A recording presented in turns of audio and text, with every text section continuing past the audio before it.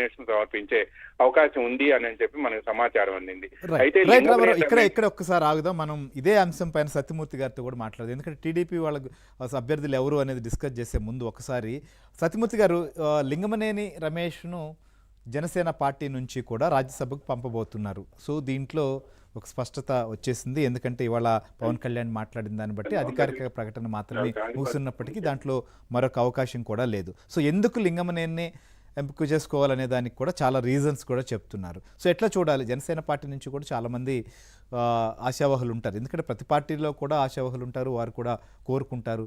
రకరకాల ఈక్వేషన్స్ కూడా తీసుకెళ్లి పవన్ కళ్యాణ్ గారికి కావచ్చు లేదా పార్టీ ముఖ్యులకు చెప్తూ ఉండొచ్చు. కానీ వారు లింగమనేని పట్లే మొగ్గు చూపారు ఈసారి అయితే మాత్రం. సో భవిష్యత్తులో ఎవరికి అవకాశం ఇస్తారో చూడాలి. సో దీన్ని ఎట్లా చూడాలి మనం ఎంపికని?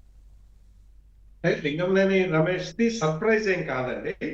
ఓకే, అతని గురించి అతనికి రాజ్యసభ వస్తుంది అని చాలా కాలంగా వినిపిస్తూనే ఉన్నది. It is not a surprise. Okay, అందుకనే అంటే లింగమనేని రమేష్ కి అంటే మధ్యలో కొన్ని పేర్లు వచ్చేసారు అందుకోసమని. అంటే లింగమనేని రమేష్ కి దాదాపుగా కన్ఫర్మ్ అయిపోయిందని చాలా రోజుల నుంచి ఉంది కాబట్టి లింగమనేని రమేష్ కి వ్యతిరేకంగా కొంతమంది కొన్ని ఇవి వదిలేరు మార్కెట్ లోకి. ఆయన ఏదో కొంత ఇప్పటికే కొంత అధికార దుర్వినియోగం చేస్తున్నాడని అదని ఇదని మొత్తం ఈ టైప్ లో కొన్ని ఫెయిలర్స్ వదిలేరు. అంటే పవన్ కళ్యాణ్ పునరాలోచించి తన నిర్ణయాన్ని మార్చుకోవాలి అన్న ఉద్దేశంతో. కానీ పవన్ కళ్యాణ్ ఒక నిర్ణయం తీసుకుంటే దానికి స్టబాన్ గా ఉంటారు అనేది మరొకసారి ప్రూవ్ అయింది లింగమనేని రమేష్ ని క్యాండిడేట్ గా సెలెక్ట్ చేయటం ద్వారా. సో ఇందాక రామారావు గారు చెప్పినట్టు మొత్తం అంతా కూడా ఈయన చేసిన సేవలు ఇవన్నీ కూడా పవన్ కళ్యాణ్ మనసులో పెట్టుకునే వ్యక్తి కాబట్టి దాన్ని ఈ రాజ్యసభ సీట్ సెలక్షన్స్ లో చాలా స్పష్టంగా చెప్పారు. సో అందుకని పాయింట్ నెంబర్ 1, ఇదేమి సర్ప్రైజ్ కాదు, చాలా మంది ఎక్స్పెక్ట్ చేసిందే. ఆయనకు కూడా అర్హత ఉన్నది, ఆయన కూడా చాలా అంకిత భావంతో ఉన్నారు.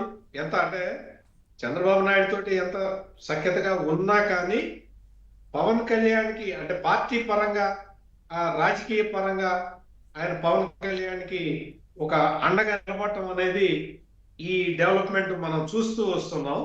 అందువల్ల it is not a surprise. Right sir, చూద్దాం ఒకసారి. రామారావు, ఏంటి అసలు తెలుగుదేశం పార్టీ సంబంధించినటువంటి అభ్యర్థుల జాబితా పైన ఎప్పుడు ప్రకటించే అవకాశం ఉంటుంది? రకరకాల పేర్లు చర్చకు వస్తూ ఉన్నాయి. సోషల్ మీడియాలో అయితే విపరీతంగా ఎవరికి వాళ్ళుగా ఇవే పేర్లు అని చెప్పి ప్రచారం కూడా చేస్తున్నారు. కొంతమంది మాకు కొంత స్పష్టత క్లారిటీ ఉందనేటువంటి విషయాన్ని ఆ పార్టీ సంబంధించినటువంటి నాయకులు కూడా ఎవరికి వారుగా చెప్పుకుంటున్నారు. ఏంటి తెలుగుదేశం పార్టీ అభ్యర్థుల జాబితా సంబంధించి ఇంకా ఏమైనా గడువు పట్టే అవకాశం ఉందా? 7వ తేదీ వరకు వెయిట్ చేయాలా, లేకపోతే ఇవాళ రిలీజ్ అయ్యేటువంటి అవకాశాలు ఏమైనా ఉంటాయా?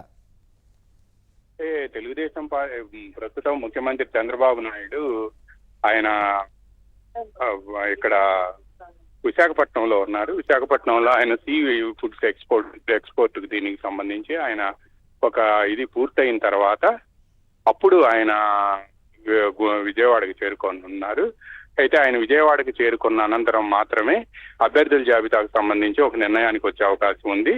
ఎందుకంటే గత రాత్రే వీళ్ళు డిసైడ్ చేయాలని భావించినప్పటికీ అధికారికంగా ప్రకటిస్తారు అని పల్లా శ్రీనివాసరావు కూడా చెప్పారు. అభ్యర్థులు ఖరారయ్యారు, మరో అరగంటలో ప్రకటిస్తారని చెప్పారు.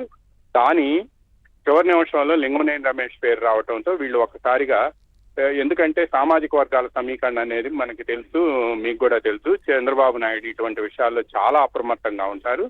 ఈ నేపథ్యంలోనే